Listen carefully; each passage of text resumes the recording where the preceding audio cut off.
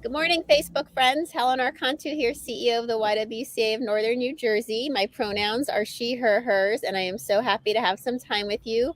If you're in Northern New Jersey, it is a very hot day after some very scary rainy afternoon and evening yesterday. So we hope everyone is okay. I know there was a lot of very serious flooding in our area. And we're thinking of our community members that really were impacted. Uh, Today, we're thrilled though to be able to spend some time with you and share a wonderful conversation with you. So excited to tell you a little bit about this effort. In 2002, the Newark Public Library partnered with a Latino community group called the Friends of the Hispanic Research Information Center, which is also, sometimes seen as HRIC, and they together created the New Jersey Hispanic Research and Information Center, now NJHRIC. And this organization addresses the informational needs of the state's diverse Hispanic communities. We are so proud today to have Emily Sánchez with us of the organization to talk about their work, how they're trying to educate our community, and how they're trying to do something so important, which is to preserve New Jersey's Latino history. So we're so excited to tell you about what's going on. But before that, I want to tell you about Emily. She is a first generation college graduate, and she's currently working, as I shared, with the New Jersey Hispanic Research Information Center in the Newark Public Library. Through the support of the Princeton ReachOut Fellowship, she will be collaborating with the HRIC on a podcast project about New Jersey Latino history. And once completed, the podcast will serve as an in class tool for high school educators searching for ways to add more Latino history into their curricula. She is very excited to work on this project with the organization, and this is going to be her focus for the upcoming year. So we're so excited to have Emily here to talk about this effort, and so exciting to be kind of the on the ground floor and the creator. Yeah, thank you so much for having me here. I'm excited to be here.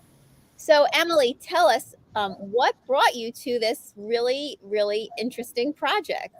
Yeah, so a little bit of background on me. I was born in Paterson, New Jersey, and my family is Peruvian. They migrated to Paterson in the late 80s and early 90s. And I missed out on all the hot weather because I'm in Lima, Peru right now, visiting my family, like my grandmother. So I'm also thinking about my home community right now because I know we've been through a lot in the past couple of days. But yes, I was born in Paterson and then was raised and went to schools in Clifton, and there I was always a big fan of history. My family kind of raised me telling me stories about their own family history, and I really value their oral history because I didn't really learn about Peru or their migration experiences in the classroom. But nonetheless, in my history classroom, I also loved just learning about whatever we were learning in that time, like this. But I always felt like there was something missing, like what I was learning from my family, and also what I wanted to learn about the larger Latinx community of the Clifton, Paterson, and Passaic area, because those three cities are really connected in a lot of ways. I didn't see that local history represented anywhere growing up in the classroom. So I always felt like there's something missing here. So, and once I got to Princeton and I actually started taking Latino history classes, it was there where I realized too that kind of my feelings of something missing from the curricula was valid because Latinos had been part of U.S. history for centuries. So for me, when senior year came around and I was thinking about what I should do next, Princeton has like these various fellowship opportunities. So, like, let me apply and kind of pitch this project about creating a podcast on Latina history of New Jersey. And I'm glad that it ended up working out. And I get to work with like this amazing, the amazing New Jersey Hispanic Research Information Center. Like, I didn't find out about them, even though I live literally like 20 minutes away from the center. I didn't find out about them until my junior year of college, when I started preparing for my own independent research projects. And I was like, I did one of my first like independent research projects on the Peruvian community in Patterson. And they weren't really represented in like any of the archives, but I stumbled across the New Jersey Hispanic Research Center, and I was like, oh my goodness, like, where has the center been? Like, why don't more people know about it? So like, once I learned about it, I kind of thought about this project because I knew there was a wealth of information gathered by the center about New Jersey Latino history. So this podcast is kind of a way to like shine a light on the center, but also bring more Latina history of the state to the forefront of classrooms. And that's really why we love YWTV, because it really gives us an opportunity to help, spread the word about important programs that really folks should know about. And, fortunately, you fell across the center, and now, through this project, it will also, get amplified into new communities, which is so, so important. So before we talk more about the project, can you tell me a little bit more about the New Jersey Hispanic Research Information Center and what kind of resources they offer? Because, as you shared, here you were living so close by and you didn't know about them, but their work is so important, and, it's such an opportunity for people to engage and access their services. Mm-hmm. Yeah, so thank you for the question. So they were, like, as you started saying at the beginning, they were founded officially in 2002, and the main goal behind the creation of the HRIC, well, first it was it started off as the Sala Hispanoamericana, which, if you go to the New York Public Library, is on the first floor if you kind of like go straight, and it's right across from the team's reading room. So there's the Sala Hispanoamericana, and the Sala has been around since I believe the 90s, and it was created out of efforts to kind of bring more Spanish-speaking librarians to the Newark Public Library, because they saw that, right, Newark's population, there were more people who, like, English wasn't their first language, and we needed librarians and also books that were in Spanish. So then Sala Hispanoamericana was birthed out of those efforts, and today Sala Hispanoamericana is home to the largest collection of books in Spanish in the state. So community members are welcome to walk in and like take out books. They have also like computer stations, and even with like Spanish keyboards. And they also have they're connected with like different like health community services that are offered in Newark. Like, they have brochures in Spanish, so they're really like a center point in kind of disseminating information, but also making sure that the community also has access to things like books in their native language too. So that's how the center was birthed. But they're also like they have like a small section on children's books too in Spanish. So it's just like a really great place for families to go, but also it's just a great place in the community to also share information about resources that aren't just related to, right, the library, but also related to more like more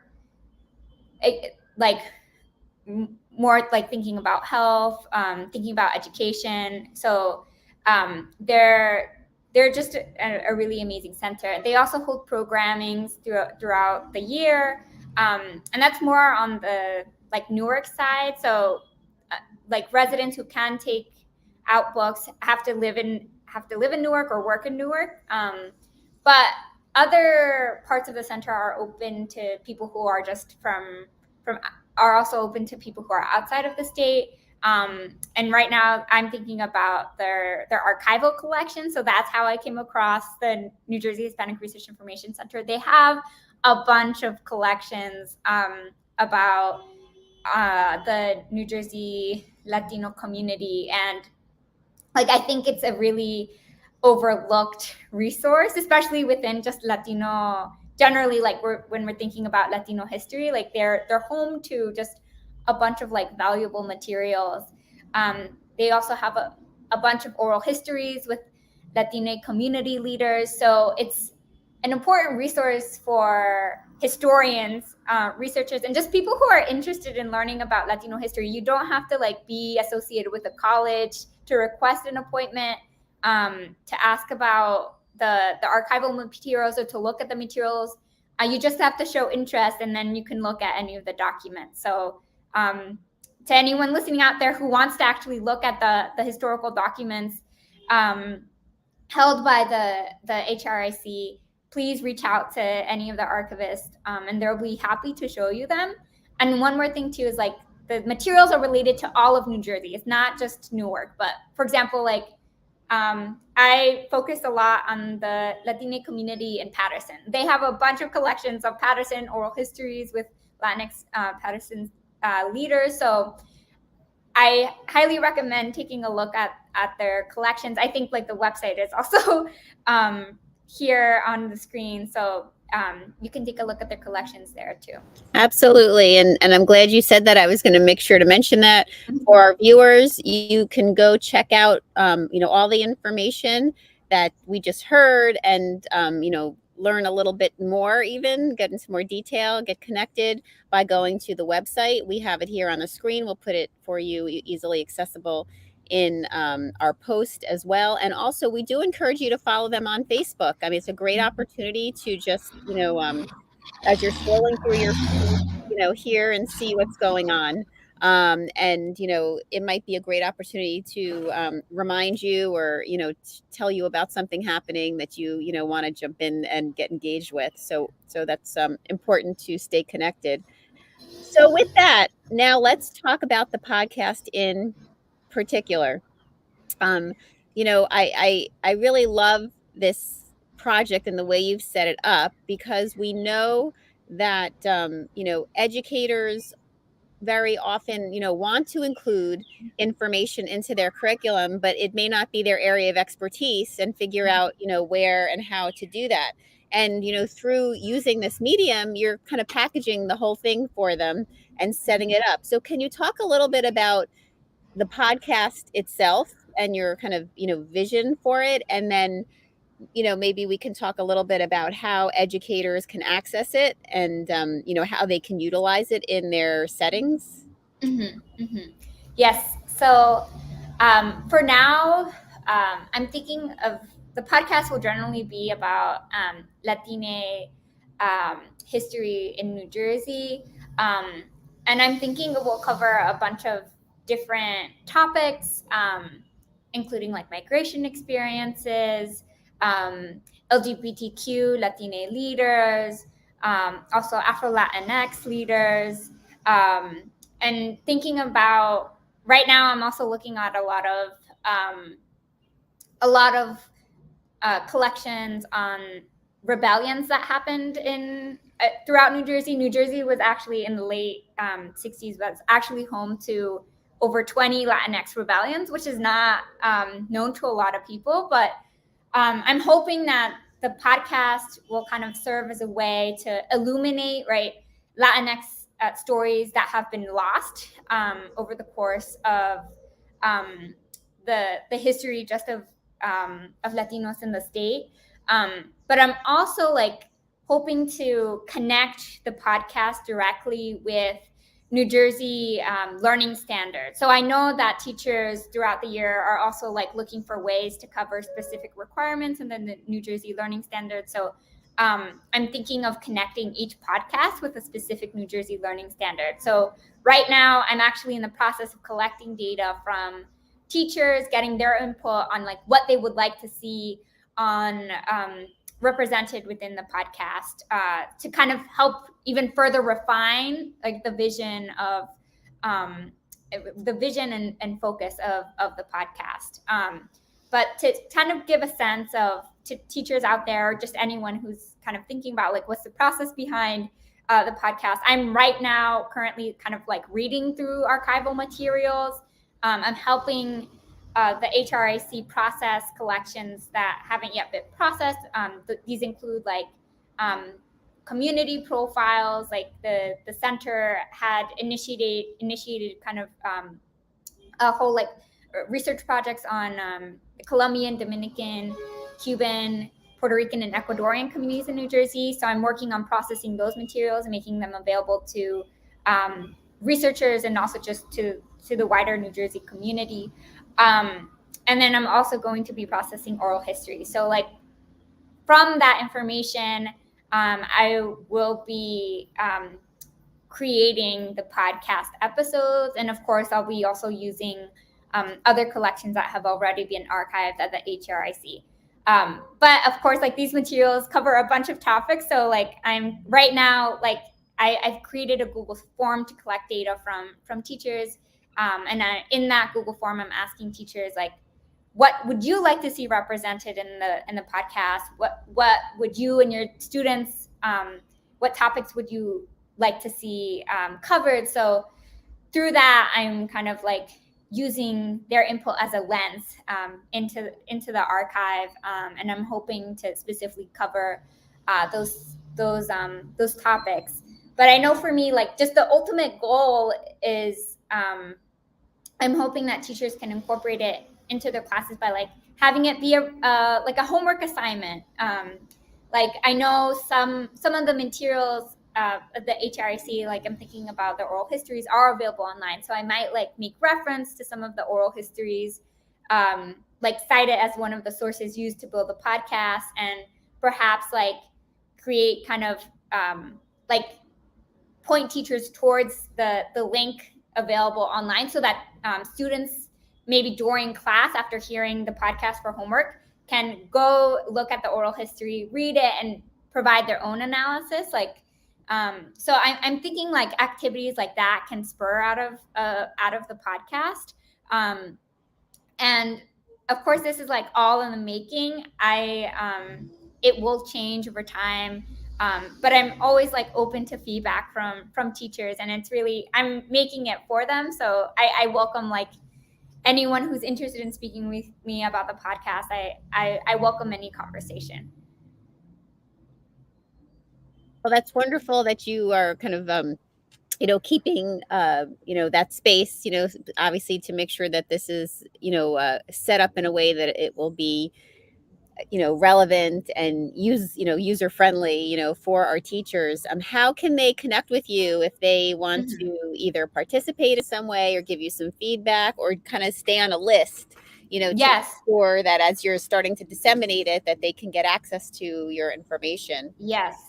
So I have actually, I'm going to right after this ends, I'm going to put a link to the Google form that I created. So in that Google form, teachers can sign up to be put on a listserv that I'm in the process of creating. So on that, once the podcast is done, which I'm expecting it to be done come like spring 2023, I'll be reaching out to that listserv and like sending them links to the podcast. And I'm thinking it will be widely accessible. So like teachers don't, it won't just be accessible to teachers, but I'm thinking of it, putting it in like Spotify and Apple Podcasts, but I'll be sure to kind of spread links to those specific pages through that listserv.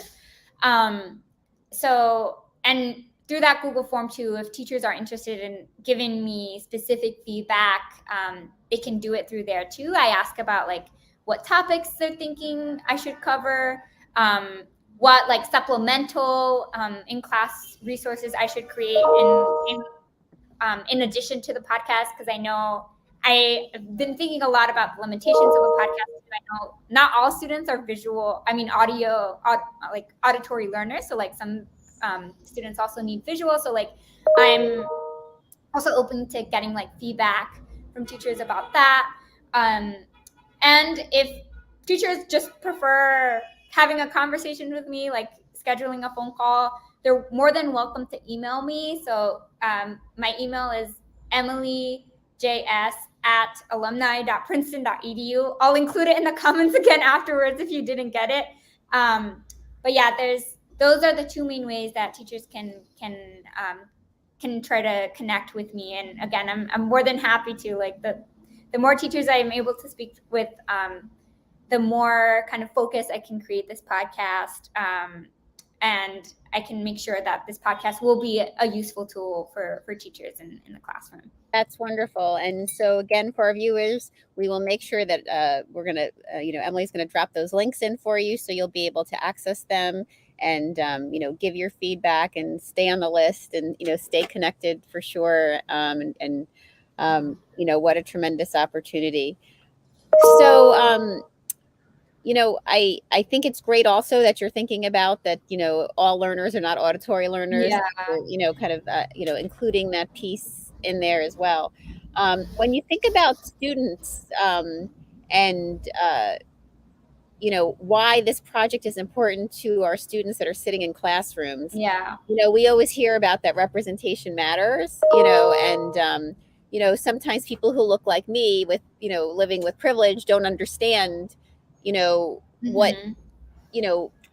for those that are, do not look like me, Yeah. what they are experiencing in the classroom and why something like this would be so important.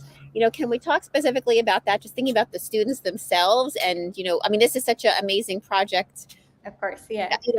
as a whole, but there's such meaning. I know there's such important meaning for, those sitting in the chairs in the classrooms, to be able to get access to the information that you're pulling together. Yeah, no, thank you for the question. I was actually thinking of covering that in one of our previous, in one of your previous questions, but I forgot. So thank you for bringing it up. So, I know, like, I mean, for me personally, like I said, I always felt like something was missing in the history classrooms. I mean, that didn't stop me from being like attentive. But either way, like, I felt like I didn't see myself represented in history classrooms, and because of that, I kind of felt like the history of my community, and I lived in a part of Clifton that was predominantly Latinx and Black and Brown. So for me, like, seeing that we were represented in part of the history, I always wondered, so then what does that mean about us and our place in American history? And like, do we even belong? And like, I feel like I was grappling with those feelings throughout a lot of my like elementary and elementary and middle school education. And for preface too, like, I didn't really think about being a history major until like I got to college and started seeing that, oh, there's actually like Latino history courses and professors who focus on Latina history. And like, it was not until college where I actually saw myself kind of contributing to history by focusing on Latina history. So for me, like I said, like I was always grappling with my place of belonging because I didn't see myself represented literally in my history textbooks. And it wasn't until like I said in college, but in high school, I explicitly remember like reading one small paragraph in my history textbook about the Young Lords Party in New York City. It wasn't even about New Jersey, but it was about New York City. And I had this opportunity to do a research project on just like on any topic that I wanted. And I chose to do it on the Young Lords because that was the one thing that I saw that kind of somewhat represented me in my community. And for those who don't know, the Young Lords, they started off as a Puerto Rican community organization in New York City in the late 60s. And they were over time, they became a multi-ethnic and multiracial organization. Anyone who wants to learn more about it, look into the work of Joanna Fernandez. She's a historian at, I think, one of the CUNY schools. But yeah, once I learned about the Young Lords, I started like seeing, oh, actually, we are part of American history, and we actually did, like, we were part of protests, and we were part of like this movement to make sure that people of color had access to like healthcare, to quality education. So like the reason why I went to school and was able to go to school, like, and have like teachers who spoke in Spanish to me. Again, like I went to school first. I didn't know how to speak English. I just spoke Spanish. So like the reason why I had bilingual teachers was because of the Young Lords Party and because of the work of activists from like decades before. So, and I didn't know about that until like high school, going into college. So I feel like knowing that history for me earlier would have done so much, and like I would have kind of found my place of belonging much earlier than I did. And I feel like for sure this history, seeing yourself represented in the classroom is important because of that. Because even though, like I said, too, if you don't see yourself represented, like you might not think of, like in my case, I'm currently thinking about applying to grad school and like further continuing like historical research on Latina communities. Like if it weren't for me seeing that representation, I wouldn't be going down this route. So like we're kind of limiting what students can see themselves doing by excluding them from the like history classrooms. So yeah, that's the reason why I see this project as important to students. And I know a lot of people, well, I don't think in New Jersey as much, but in other parts of the country say that it's not like you can't talk about race in the classrooms, but I think it's really important to have these histories represented, because without them, you are not representing American history correctly. So, and you're also kind of putting up this narrative of American history that excludes people who are in classrooms learning and might, like myself, find themselves like years later finally realizing that they are part of that history, that they do belong to this long history of I think of it as resistance. So yeah, that's principally like why I see the project as really important to students. And I really appreciate you sharing that personal story about how it impacted you, kind of being able to connect those dots years later. Yeah. You know, I agree with you fully, and so do we at the YWCA, that these are conversations that need to happen in the classroom. And, you know, to that end, we've been, you know, offering school districts in our 5 counties the opportunity to be able to have access to training and support to you know, and model the opportunity to include these conversations, you know, in a proactive, planful a way that does create that inclusive environment, so everyone truly does feel like that, you know, they are all represented in the conversation and that they matter. So I'm so grateful that this is just another opportunity coming, you know, for our students to be able to have that reinforced alongside so many other important projects that are out there that, you know, obviously our own and others that we're so supportive of, you know, seeing through. Well, you know, Emily, I have to say, I'm so glad that you could make the time to be with us today and Thank share you. so much detail around your project. I know that you're at the front end of it. I look forward to you keeping us posted at the YW. And, you know, if there's an opportunity that we link up again, you know, in this forum or another, to be able to share, you know, kind of the progression of it, Yeah, of outcome, course. and how we can help you, and how our viewers can help you in terms of making this, you know, you know, helping deepen the meaning, you know, attach Mhm. the work that you're doing and to also spread the word around it.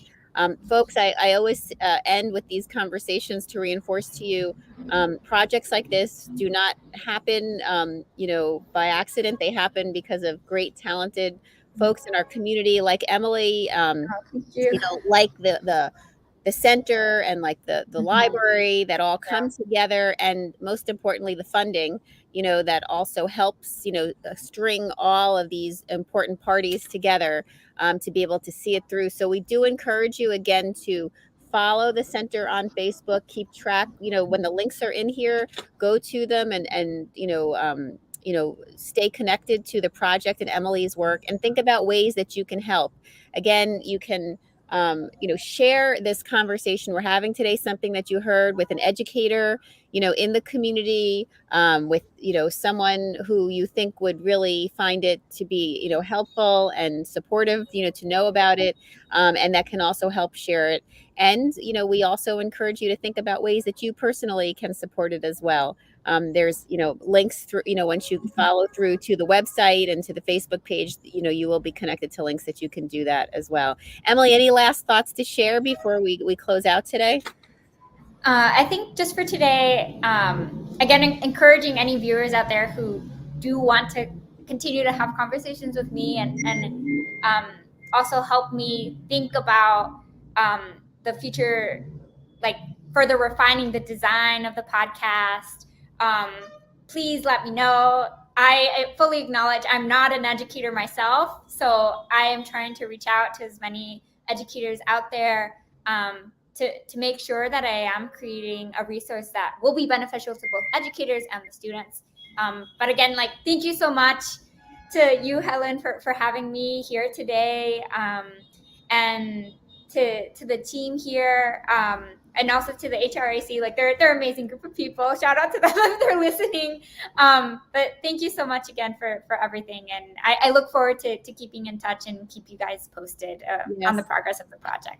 Well, we very much we're cheering you on, and we look forward to seeing, where it goes. And, of course, we will be, looking forward to sharing, outcomes as they come along. And for those of you watching, thank you so much for spending the time with us today. Again, we do encourage you to share something that you learned today with someone in your circle, just to help spread the word. You are part of the magic of YWTV for sure. And we hope that you can join us tomorrow. We have another great conversation for you. We have the divine sound healer, Lisa Anise, with us, and I'm looking forward to talking with her. And Lord knows we could all use a little healing, from time to time, and especially these days for sure. So it'll be wonderful to hear, our conversation with her.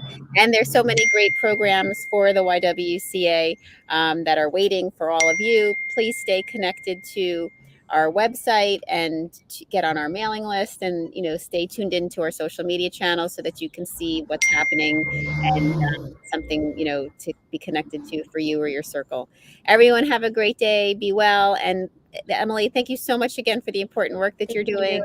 So it's so wonderful to see your passion and your energy around it, and so excited to see where it goes. And thank you for the impact it's going to have on the community, and to all your partners that are working so closely with you. Thank you so much for your time. Bye.